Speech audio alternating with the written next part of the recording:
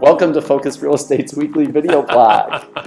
Our topic for this week is the word of the month. What is the word? Commitment. Committed? Commitment. Oh, commitment.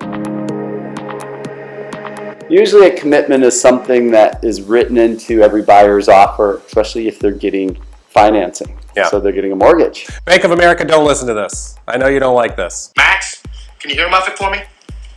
So what's a commitment, Mr. Engelman? Well, a commitment is basically the piece of paperwork that the bank gives you a couple weeks before your closing. That varies. Just say that they have looked at you, looked at the house, done an appraisal, done all of their diligence for the property, and they are committed to closing the transaction on a certain time or a certain date. Essentially, it's a promise. It's a promise from the bank to close. And it gives then you as a buyer security and also the seller security that that transaction is going to go through and close on the date and for the price that you said. Now this varies state by state. So if you're outside of Massachusetts and you're watching this, you're like, what do you mean commitment? You know, what does that have to do with anything? So it does vary state by state, but in Massachusetts, we're really fortunate.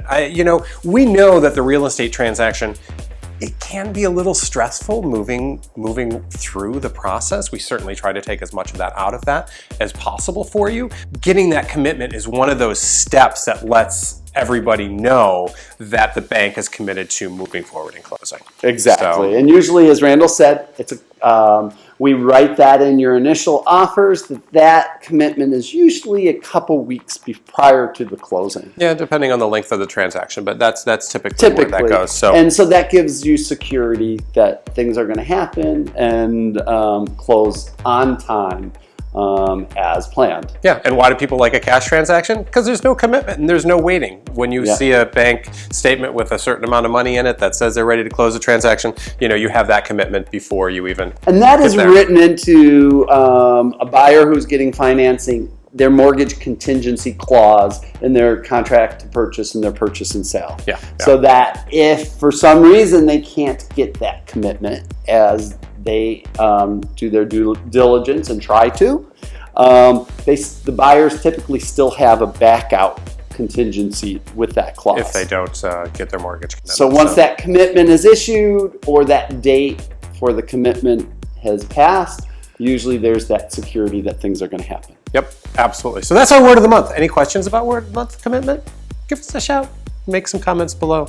Hopefully you don't have commitment issues. So if you do, give us a call. Ouch. Oh, that's funny. Well, thanks for watching, everybody. On that note, until next time, stay tuned and stay focused and stay committed. 52 weeks a year, Is that how many there are in a year? typically. How many acres in Yeah. a hectare? We're getting sidetracked. Okay.